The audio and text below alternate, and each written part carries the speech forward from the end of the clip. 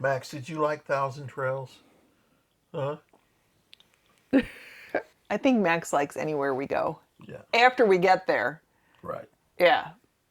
Our kitties don't like to travel, but after we get there, they're really happy and feel like they're, completely at home. And so, yeah. So we were thinking about Thousand Trails and kind of wanted to just share some of our thoughts because so many people are always like talking about it. Is it worth it? The investment and all that stuff. And we're boondockers, and we would prefer to be out in the middle of nowhere with beautiful scenery around us and not parked, like 5 feet away from our neighbor next door on one side and 5 feet on the other side and kind of packed in like sardines. So truly RV parks and like, real popular campgrounds and stuff like that are not our thing. But when we bought this trailer, and we've had Ellie Mae now for about 14 months? a little over a year.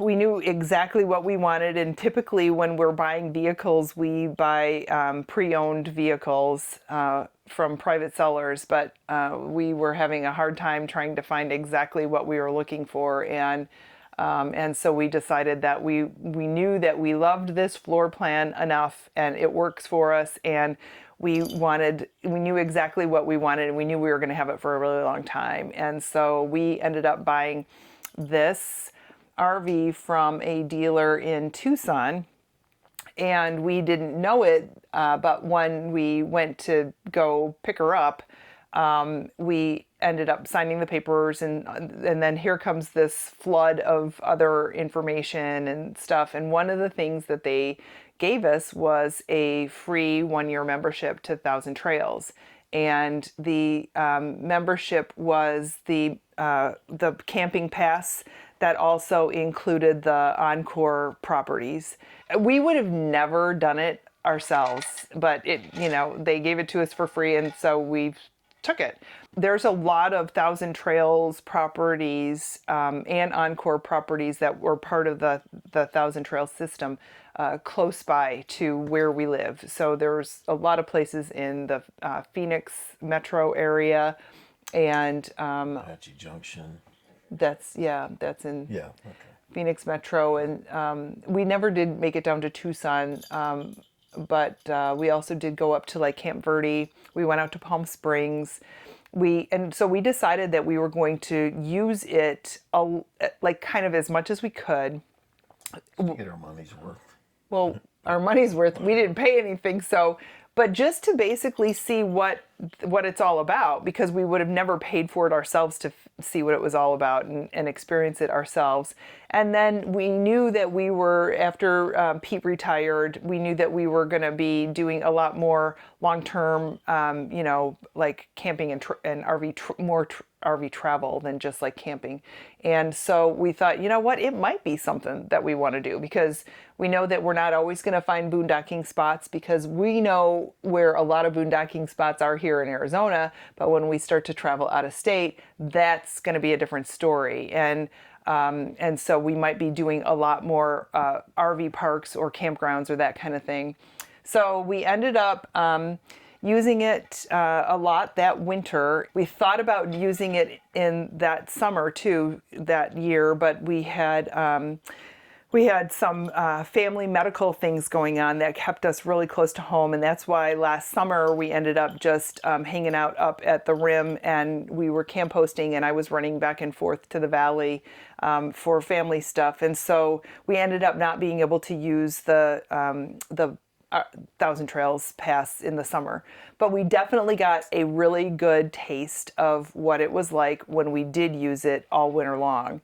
We seriously thought about getting it, but getting the very like minimal like subscription level, and so because of having that minimal subscription, it's really hard to reserve stuff, because you've got to wait so much longer. You can't book far in advance like the more expensive levels. So you're kind of like planning your whole trip around trying to figure out if you can get into one of these parks or not. And we also, and we're so used to boondocking, kind of coming and going and like, showing up places and trying to, okay, we can fit there, let's sit there. So scheduling isn't good for us. But we know that if we want to go see some of the big national parks that we want to see and stuff, we are going to have to start to schedule more. But it just felt like no matter what we did, we were trying to work around wondering if we were going to get into one of the Thousand Trails places and when it was going to occur. So the scheduling thing was an issue for us. Mm-hmm. When we were planning some of the summer trips that we had intended to do before, we started having the family medical stuff happen, we were researching going up to Oregon coast, up in that area. Yeah. Right? And which we were going to go to a couple of national parks on the way. Yeah. Glacier. We were going to go to Glacier. Yeah. The places that we were going to try to go to that were part of the Thousand Trail system, they were sort of out of the way. They weren't necessarily where we wanted to go. When you have sort of limited time and you have certain places that you want to go and things that you want to see, you want to be able to be right there. So we would rather go into, a KOA or some other kind of a RV park and be exactly where we want to be, if it's right outside the gate of the national park or whatever. The Thousand Trails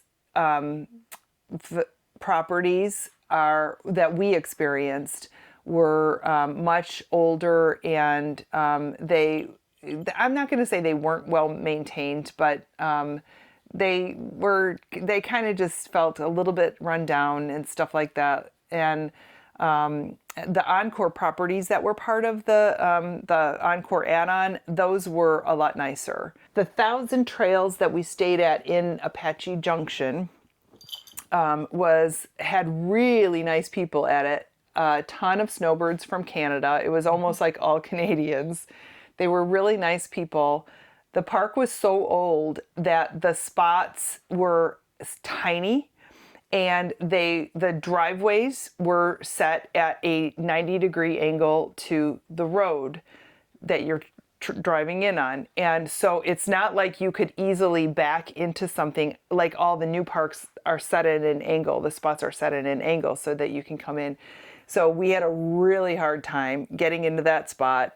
We kind of were the entertainment for the day. Yeah, we were a few times. And it seems like they weren't wide. They weren't developed or designed for RVs with slide outs. I mean, they're just so narrow. Yeah. It's just, Yeah.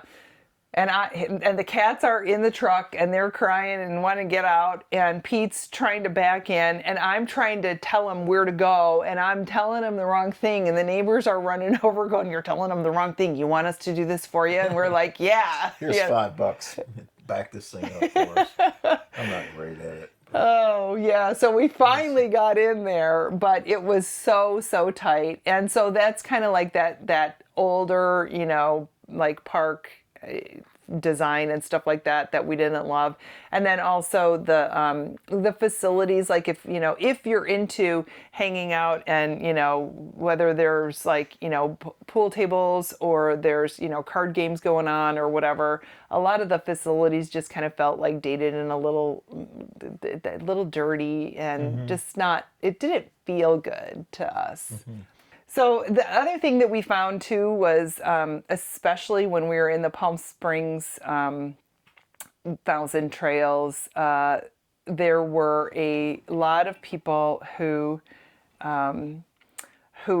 were living there, and like multiple families living in small, very small RVs or like trailers. Some of them like vans or whatever, and obviously they were having a tough time in life, and so they were financially, it worked for them to be able to do that, and it was hard for us because we were sandwiched between people who had Family of 5 in a 20-foot trailer with 3 dogs and for kids. And like playpens Adults. outside and toys outside Clothes and hanging up, drying. clothes drying outside. Not a big fan. Yeah. So and you know what? We don't want to we're not passing judgment on those people, and they are Doing what they have to do. But right.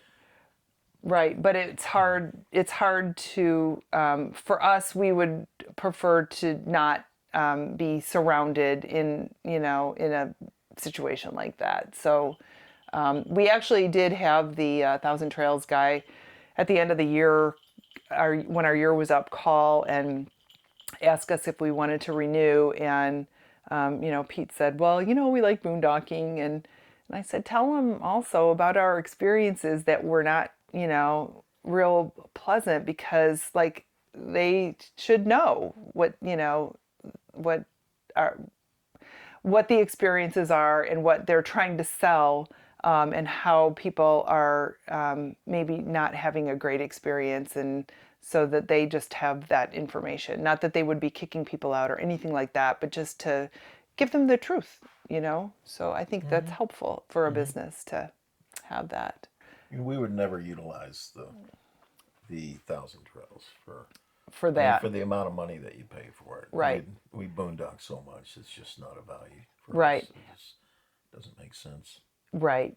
And we did meet a lot of people, and I think that if we were full time, we might think differently about it, but we are not. We are, we live in the Metro Phoenix area, and we're there in the wintertime, and then we leave, and we do full time, part time in the summertime, and so for us, we just Didn't make sense. the numbers didn't work. could have worked. The numbers could have worked if we were willing to kind of, like, you don't have to do too many nights in an RV park before the Thousand Trails thing pays off if you stay at that lower level. But all the negative aspect with, waiting for everybody else to book and kind of, and I get that. Like, the people who pay more money should have the ability to, have first dibs on the site. Who definitely wouldn't pay for that higher tier stuff. No. I mean, that's just way out of the question for us. So Yes. it's the utilization. We never get the utilization to justify that type of money. So Right. And the Yeah, fact that we not- like privacy and that we like going to, places. being out here, there's nobody around. So. Yeah. So we're in Kofa National Wildlife Refuge right now, and we've got people that are camped around us, but they're a great distance away, and we just like having that privacy. And then if we have friends come to visit or stay, camp with us and park with us, there's room for them, and we don't have to worry about like, well, where can you go, close by to another park or something like that. So we like that. And then and that we're set up for boondocking, because we are going for the solitude and the peacefulness and the views. That's why we camp. That's why we RV. And so the whole packed in like sardines, and no room between you and style. your neighbor. It's really not our style. So for us, it was not a good fit, but for other people, I can completely understand why it would work for other people. So if you are, or if you're interested in hearing about any of the boondocking spots that we really like, let us know. We've got a video for the place that we camp hosted on the Rim over the summer, and that was up on the Mogollon Rim, and we were on Forest Road 9350. I'll leave a link in the description below about our camp hosting experience up there, and you'll be able to see the different campsites and where we camped up there and how we set up our campsite. And then also, if you're interested in knowing where we are here in Kofa, we've got another video on that. We're getting ready to do a second video that's a little more in-depth, and so I'll leave links for those in the description below too. All right. But if you have any suggestions or if you have any questions, we would absolutely love to hear from you. Please leave a comment. See you soon.